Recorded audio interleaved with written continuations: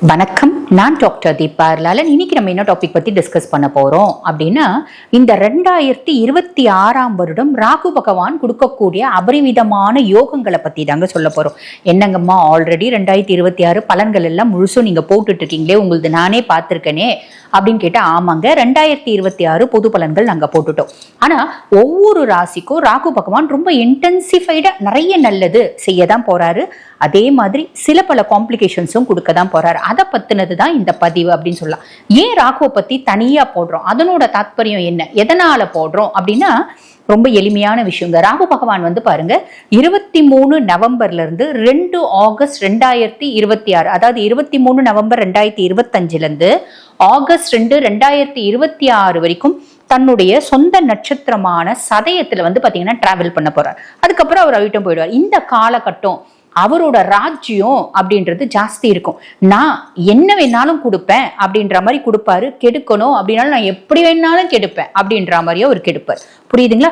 ஆக இந்த பலன்கள் பாருங்க, ரொம்ப நம்ம லைஃப்ல ஒரு பெரிய இம்பாக்டை ஏற்படுத்தும். அப்படின்றதுனால தான் இந்த பதிவு உங்களுக்கு நாங்க கொடுக்குறோம். ஆக வீடியோவை ஸ்கிப் பண்ணாம பாருங்க.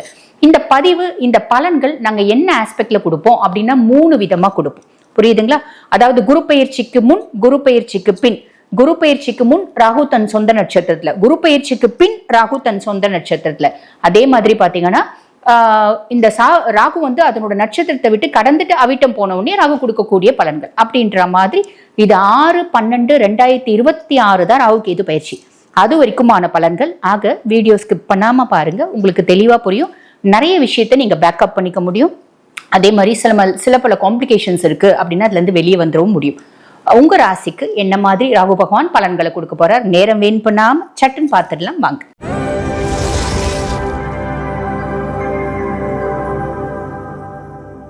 கடகராசி அன்பர்கள், உங்களுக்கு ராகு பகவான் பாத்தீங்கன்னா கும்பத்துல சஞ்சாரம் பண்றது என்ன பாவம் அப்படின்னா 8ஆம் பாவம். 8ஆம் பாவம் அப்படின்றது அஷ்டமஸ்தானம் அப்படின்னு சொல்லுவாங்க.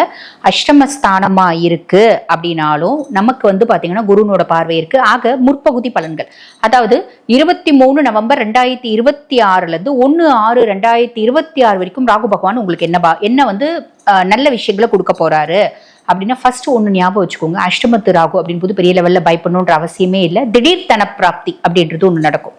ஓகேங்களா? அப்ராட்ல போய் ரிசர்ச் பண்றது, மெட்டாபிசிக்ஸ் படிக்கிறது போன்ற துறைகள்ல நம்மளுக்கு பயங்கர இன்ட்ரெஸ்ட் அப்படின்றது இருக்கும்.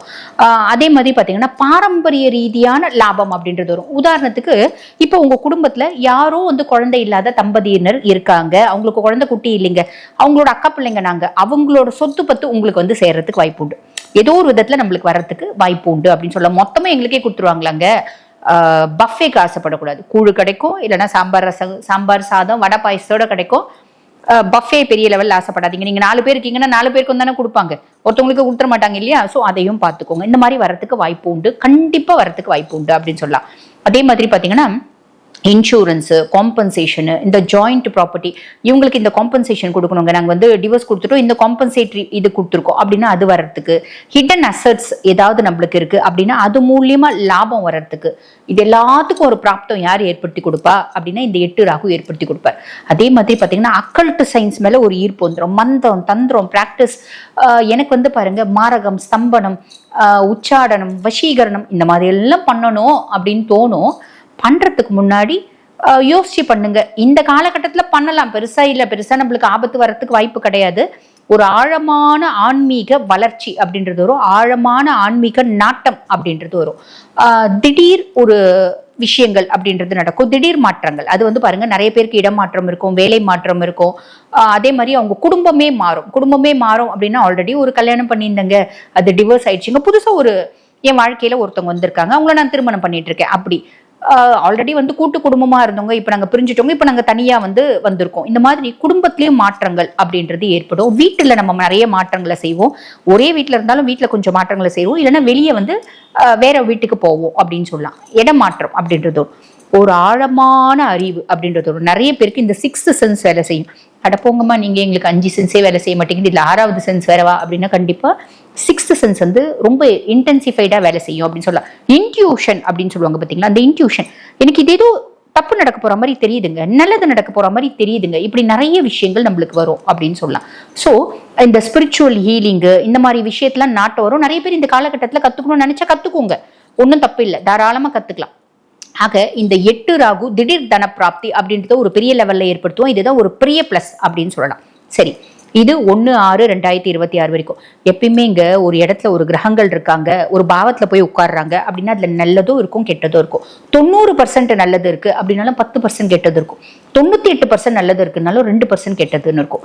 95% கெட்டது இருக்குனாலும் 5% நல்லதுன்னு இருக்கும். ஸோ ரெண்டும் கம்பைன் ஒரு எஃபெக்டா வரும். சரி, அந்த விதத்துல இப்போ 1/6/2026 இருந்து ஆகஸ்ட் 2/2026 வரைக்கும் அதே சதயத்துல தான் இவர் டிராவல் பண்றார் ராகு பகவான். ஆனா வந்து பாருங்க, குருனோட பார்வை இல்ல. குரு வந்து பாத்தீங்கன்னா மிதுனத்துல இருந்து கடகத்துக்கு போய் உச்சம் பெற்று உட்காந்துறாரு, குருனோட பார்வை இல்ல. அப்ப இந்த ராகு என்ன மாதிரி அந்த நல்லதெல்லாம் கொடுப்பான், கூட சில கெட்டதையும் கொடுப்பான். நான் வந்து பாருங்க 100 கிராம் காய் தான் வாங்கினேன், ஆனா கொசுரா கொஞ்சம் கொத்தமல்லி கேட்டு வாங்கிட்டு வந்தேன் அப்படின்ற மாதிரி நம்ம நிறைய பேர் பண்ணு பாத்தீங்களா. அந்த மாதிரி கொசுரா சில பிரச்சனைகள் வரும். அது என்ன பிரச்சனைகள் அப்படின்னா, முதல்ல ஹெல்த் இஷ்யூஸ் வர்றதுக்கு வாய்ப்பு உண்டு, ஆரோக்கியத்துல கவனம் அப்படின்றத வச்சுக்கோங்க.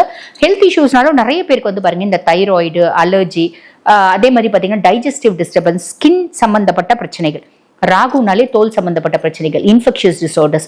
ஆல்ரெடி எனக்கு டயபெட்டிக் இருக்குங்க, எனக்கு இன்ஃபெக்ஷன்ஸ் இருக்கு, எனக்கு அப்பப்போ யூரினரி ட்ராக் இன்ஃபெக்ஷன் வரும், அதெல்லாம் கொஞ்சம் பெட்ரோலை ஊத்துற மாதிரி ராகு வந்து இன்னும் கொஞ்சம் அதிகப்படுத்திடுவோம். ஸோ இதெல்லாமும் வர்றதுக்கு வாய்ப்பு உண்டு.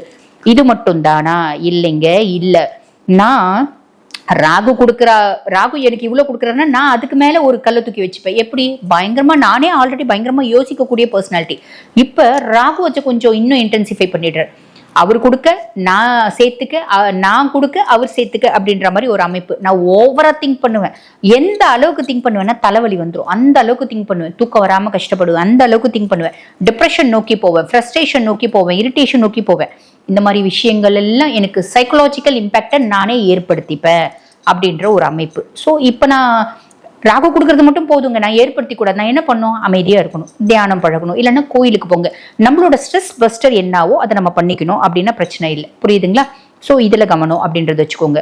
அதே மாதிரி பார்ட்னர்ஷிப் கன்சர்ன் வச்சு நடத்துறீங்க அப்படின்னா உங்களுக்கும் பார்ட்னருக்கும் சம் சார்ட் ஆஃப் இஷ்யூஸ், குழப்பங்கள், பிரச்சனைகள் ஆல்ரெடி அது ஓடிட்டு தாமா இருக்கு அப்படின்னு கவலைப்படாதீங்க. அதை உங்களோட சுய ஜாதகத்தை பார்த்து நம்ம அனலைஸ் பண்ணிக்கலாம். உங்களோட ஜாதகமும் உங்களோட பார்ட்னரோட ஜாதகமும் ஒத்து வருதா? இது லைஃப் பார்ட்னரா இருந்தாலும் சரி, பிசினஸ் பார்ட்னரா இருந்தாலும் சரி, ஒத்து வருதா இல்லையா? ஒத்து வரணும்னா என்ன பண்ண முடியும்? ஒத்தே வராத ஜாதகம், நான் வட துருவம் ஒரு தென் துருவம், இது என்ன பண்ணணும்? எப்படி நல்லிஃபை பண்ணலாம், என்ன பண்ணலாம்? அந்த மாதிரி நிறைய விஷயங்கள் இருக்கு. அதே மாதிரி ஜாயிண்ட் ப்ராப்பர்ட்டிஸ் நீங்க வச்சுட்டு இருக்கீங்க அப்படின்னா இந்த ஜாயிண்ட் ப்ராப்பர்ட்டிஸ்ல கொஞ்சம் வில்லங்கம் வரதுக்கு வாய்ப்பு உண்டு. இது 2 ஆகஸ்ட் 2026 வரைக்கும் இந்த பிரச்சனைகள் ரொம்ப வீரியமா இருக்கும். புரியுதுங்களா? ஏன்னா ஒரு கோல் எடுத்து அடிச்சாலே நான் தாங்க மாட்டேன், என்ன 10 கோல் எடுத்து அடிக்கிற மாதிரி இருக்கும். நான் என்னதான் பண்ண முடியும்? இதெல்லாம் வெளியே வர முடியும். எப்படி வெளியே வர முடியும்? உங்க சுய ஜாதகத்தை பார்த்து வெளியே வர முடியும். சரி, இப்போ ஆகஸ்ட் 2, 2026 இருந்து 6/12/2026 வரைக்கும் எப்படி இருக்கும்? அது என்ன 6/12/2026? அப்பதான் ராகுக்கு எது பயிற்சி ஆகிறாங்க. சரி, அந்த காலகட்டம் எப்படி இருக்கும் அப்படின்னா இந்த விஷயம்லாம் இருக்கும். ஆரோக்கிய குறைபாடு இருக்கும். நான் கொஞ்சம் வைத்தியம் எல்லாம் பண்றேங்க, டாக்டர் கிட்ட போய் வைத்தியம் சொன்னேன், வைத்தியம் பண்றேன். டாக்டர் வந்து எனக்கு வாழ்வியல் மாற்றங்கள் சொல்லியிருக்காரு, உணவியல் மாற்றங்கள் சொல்லியிருக்காரு, பெட்டரா இருக்குங்க. ஏகப்பட்ட மன ரீதியான குழப்பங்க, ஏகப்பட்ட ஸ்ட்ரெஸ், ஃப்ரஸ்ட்ரேஷன். நான் வந்து ஒரு சைக்கட்ரிக் டாக்டரை பார்க்குறேன், உங்க மெடிசன் கொடுக்குறாங்க, நான் பெட்டரா இருக்கேங்க அப்படின்றது. இந்த மாதிரி ஒரு அமைப்பு. அதுக்கும் மேல நான் தியானம் பழகுறேங்க, அதனால நான் பெட்டரா இருக்கேன் அப்படின்ற ஒரு அமைப்பு. ஜாயிண்ட் ப்ராப்பர்ட்டிஸ்லாம் பிரச்சனைலாம் வந்துச்சுங்க. நான் வந்து பார்த்தேன், என்னோட ஜாதகத்தை அனலைஸ் பண்ணி கொஞ்சம் வந்து பார்த்தீங்கன்னா அந்த ப்ராப்ளம்ல இருந்து வெளியே வர்றதுக்கு என்னென்ன மாதிரி ஸ்பிரிச்சுவல் டிப்ஸ் நிறைய இருக்கு பார்த்தீங்களா. பரிகாரங்கள், இந்த கோயிலுக்கு போகிறது பரிகாரங்கள்னா எனக்கு 4 லட்சம் கொடு, 5 லட்சம் கொடு, அது கிடையாது பரிகாரம். பரிகாரம் அப்படின்றது இந்தந்த கோயிலுக்கு போ, இந்தந்த கோயில்ல யாகம் பண்ணு, இந்தந்த கடவுளை வழிபாடு பண்ணி, இந்தந்த பூஜை முறைகளை செய்யி அப்படின்றது பரிகாரம். இப்ப நிறைய பேர் வந்து பாருங்க சுய ஜாதகமே கேட்பாங்க, அம்மா இந்த பிரச்சனை இருக்கு அப்படிம்பாங்க. நான் சொல்லுவேன், அம்மா இந்த பூஜை செய்யுங்க, இந்த பூஜை நாங்க சொல்லி கொடுக்குறோம், நீங்க கத்துட்டு செய்யுங்க. அடடா அதெல்லாம் முடியாது மேடம், அதுக்கெல்லாம் எங்களுக்கு நேரம் கிடையாது.